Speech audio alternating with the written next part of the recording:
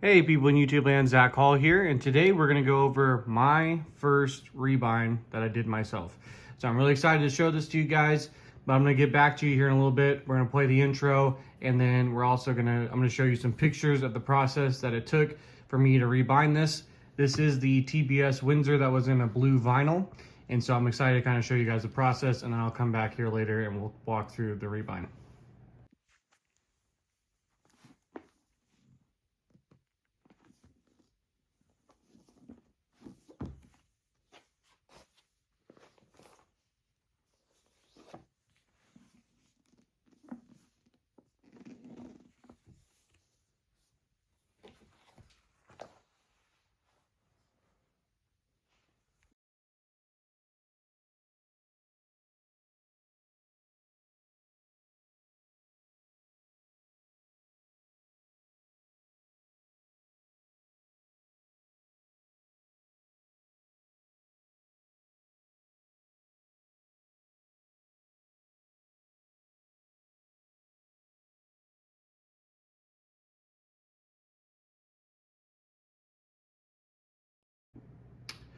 All right, guys, welcome back. So hopefully those pictures and everything were pretty helpful and cool for you to see. I hope that at least it was a blessing to you guys to see kind of the process of how that went. So as you saw, it was a blue vinyl flexi cover, and I took that off and put it in a brown goatskin is what I have here.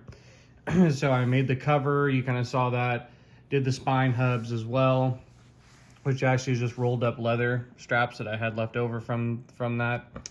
And put in 3 blue ribbons.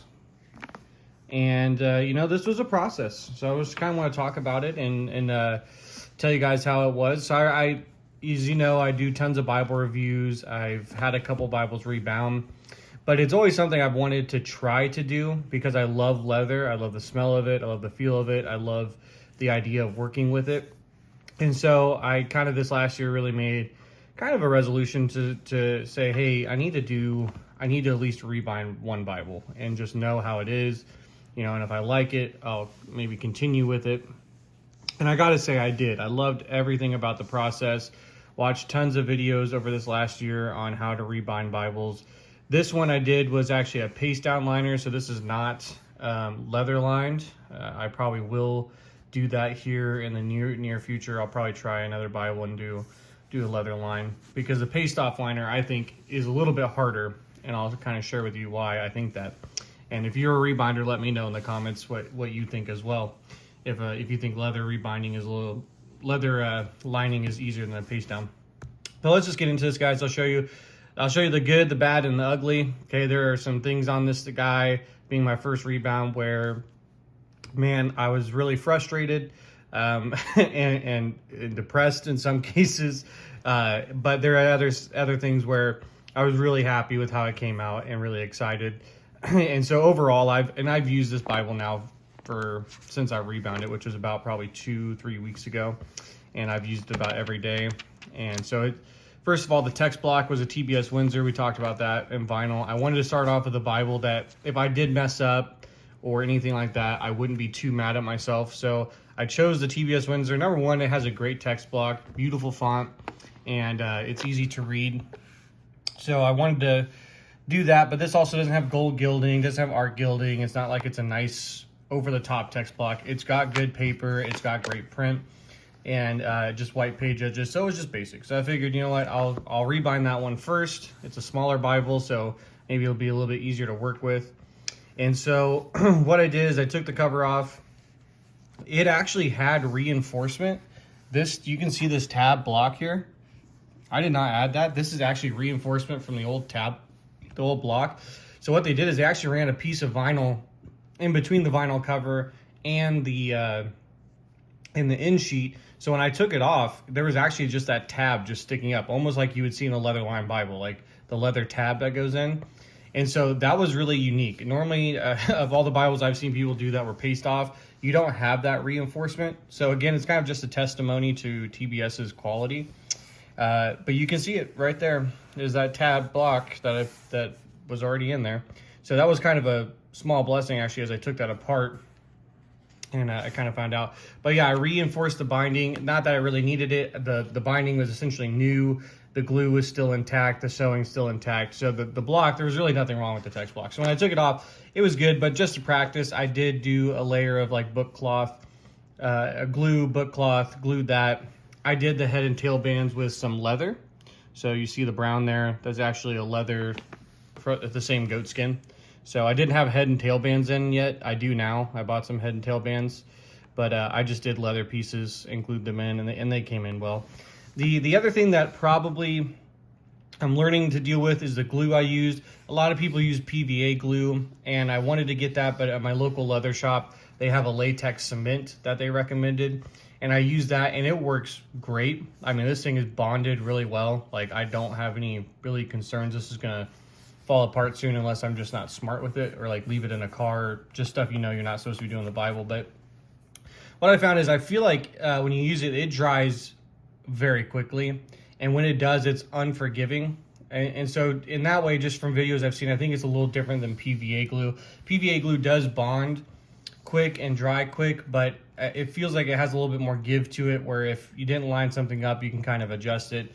I've rebound 2 books now with that cement glue, and I do like it.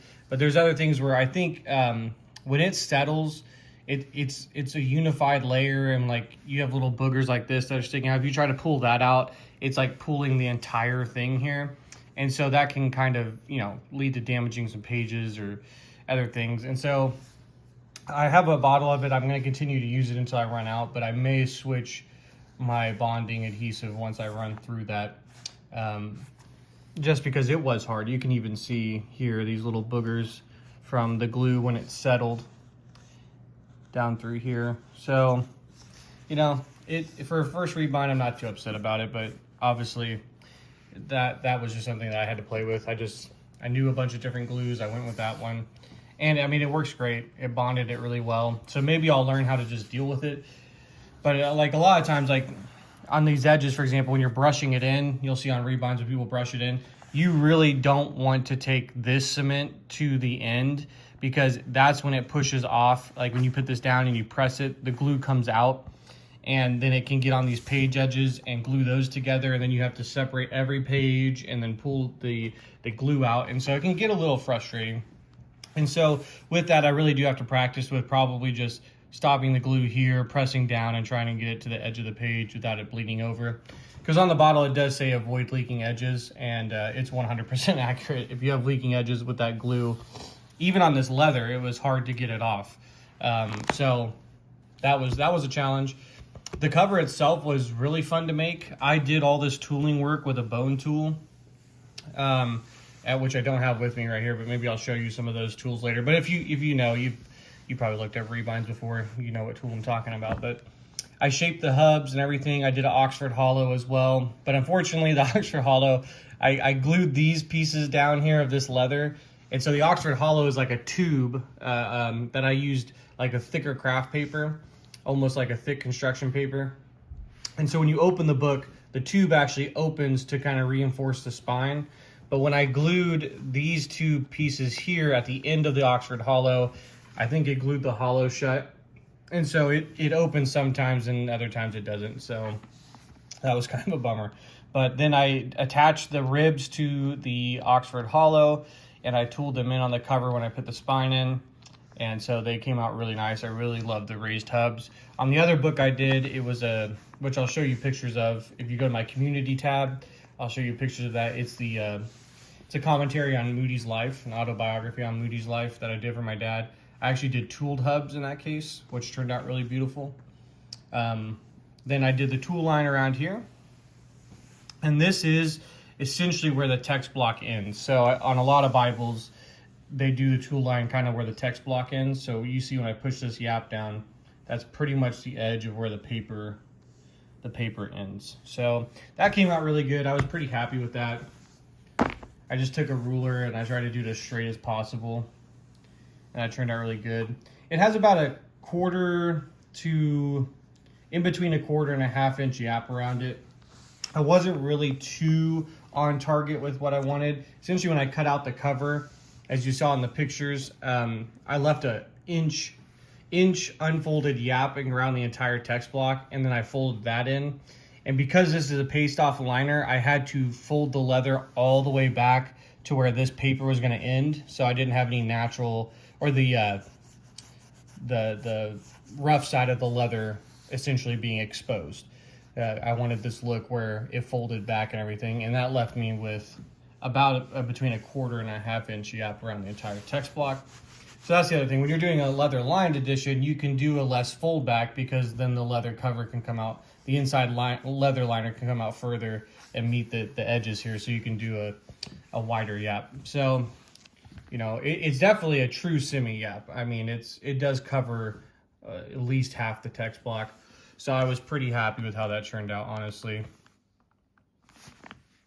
The 3 ribbons I spaced out pretty evenly. You can see there, that's where the glue got on them. So again, when I fit them in, I pressed it down, the glue spilled over, and I spent a lot of time trying to get the glue off those ribbons, and it just didn't work. But it's dried now, so it doesn't affect anything. I made sure the pages were clear of the glue and everything. But the 3 ribbons, I really was happy with how I placed them. The length of them is really good. They're usable, and they are in there very well. So those turned out good. The one thing I was probably the hardest thing were the in sheets. This was definitely the hardest thing, just the first time. So again, with it not being a leather liner, if it was, all I would do is take this outside leather cover, I would lay it down, and then I would measure my book block, and then I would measure that on another piece of leather, cut that out, and then lay that piece of leather inside the outside cover and glue it down. And then of course you got your spine tabs and all that. So that would have been a lot easier, I think. I'll let you know when I do it. But this, I had to measure out the width of the book, and then I had to essentially double that because it's an in sheet. So you actually need the same size, but done twice. So I doubled the width of that, cut it out. There was a couple times where it didn't line up exactly. My measurements were off, and so that was kind of frustrating. But then I finally got it, cut the edge of the corners. You can see sometimes that was a little shorter than it needed to be. Other times it was pretty spot on. It laid in the cover really well, which I was happy with. My dad's book was actually a little bit harder, but then you can see here in the back, a rookie mistake. Again, this has to do with the glue I was using. You can see it tore. So what I did in order to attach the cover, I saw some videos, and they said, well, what you need to do is you need to put like a magazine paper in here. So that way when you go to, because essentially this page is not attached yet. So this page is actually over here with this page. So what you have to do is actually flip the book block over on top of the cover, press it in. And so they said when you do that, the glue will come out. So you want to put a magazine page in between, just the old magazine. So I did. Unfortunately, I out of concern of getting this exactly right, I left the magazine paper in too long, and guess what happened? The glue bonded to the magazine paper and to the end sheet. So I went to peel it off. It peeled off the edge. Now I have no concern about this. This is in solidly. It only peeled off a thin layer of the paper. So honestly, that's going to last a long time, but it's just an aesthetic look. So I was kind of frustrated with how that looked. You can see this is kind of like, I think from the magazine paper itself. So, you know, there's things like that. And a drawing. I think it was a drawing that I put back here that one of my girls gave. So that happened. And then my corner work was very shoddy. You can see this is first time corner. You can see right here, this is probably my worst corner. I didn't pull it enough forward to where it matches the page edges. And so you have this drop down. You see that the rough leather exposed there. The glue is spilled out there. And then my corner work was pretty atrocious. So I didn't have the right corner tools. That was the other thing. I actually ended up having to use a butter knife, like the soft end of a butter knife, to try to pull the leather back to it and create those nice corners. And it just didn't work. And so I ended up folding over the leather. You know, you can just see it's not good corner work, but you know, for a first rebind, it is what it is. So that's actually this first part here, these two corners, I used the bone tool, which just was not grabbing the leather enough. And then these two corners, I did use the butter knife, which you can see it did pull the leather a little bit better, but I still had to fold a large chunk of it on itself. And so that was semi-annoying as well. Now, as far as the use though, this leather is absolutely amazing. So again, I have a local leather company I go to here in town, in Springfield, Missouri. So it's called Springfield Leather Company. So I got to go in there, look through a bunch of different leathers. I eventually got to the goatskins. I think these are like an ounce to an ounce and a half thick, you know. So there's a bunch of different leather terms, and I don't know that I can even explain them all. But essentially, I found the thickness of leather I wanted to rebind the Bible. This is broken in so well to like my hand oils and just daily use. It's gotten so supple and soft. You can see I can just bend it back. And of course, with this, I didn't put any board material or anything in between the leather cover and the paste off liner. I wanted it to have that more flexible type of feel, especially since this is a smaller Bible. Now, the only thing is on the laying flat, it lays flat most of the time. There you can see one of my ribbons. I turned out really well. I really like the color of that too. And these ribbons are just Walmart ribbons, so there's nothing really special about them. But that tabbed liner that I showed you at the beginning is so thick, and because it's that vinyl material, if you saw the cover of the Windsor, and if you know what I'm talking about, that's a thick vinyl material right in there. It really is tough. It wants to fight you hardcore there. So I'm still breaking that in. I'm hopeful that eventually, with maybe a year or two of use, this thing will lay flat. But you can see in numbers, like it's fighting a little bit there. And I was even preaching in Acts a couple Sundays ago out of this book, and even where I was preaching, like right there, it's wanting to fight me. And so that was a little frustrating, but as far as reading it and holding it in the hand, that's not a problem. So if I'm holding it in the hand, I can generally turn wherever I want to, and there's really no problem in holding it. Like even when I get to the end here, let's see if I can get this. So Philippians, I can hold it, and it's not going to be a problem to read out of. But if I were to lay this on the table, then it wants to close shut. So again, it's just that reinforced tab, which I'm glad to have, honestly. Like, it's going to give longevity to the Bible, but being such a small Bible, it doesn't open as flat as I would like right now. So I just I got to break it in and use it. And then you guys see where that's glued in together there. So it was fun, guys. I gotta be honest with you. If you're a person who collects Bibles and you know, you love leather, you love the leather covers and all that stuff, and you've ever thought about it, I would encourage you at least try to rebind one. I mean, you can watch videos. There's so many good videos. A channel shout out is Frost Leather. He's a really good rebinder. That he's done a step-by-step tutorial. Now, he does leather lines, so I took a lot of stuff I learned from him and just applied it to paste downs. But I also looked up paste down liners as well and how people did them. So there's a bunch of channels out there, guys, that can give you just Bo Tate was another good one. The Brent Moore from Two Moore's Bibles, that guy that I got my Bibles Rebound from. His videos, he has a lot of times tips and tricks on rebinding stuff that was very helpful.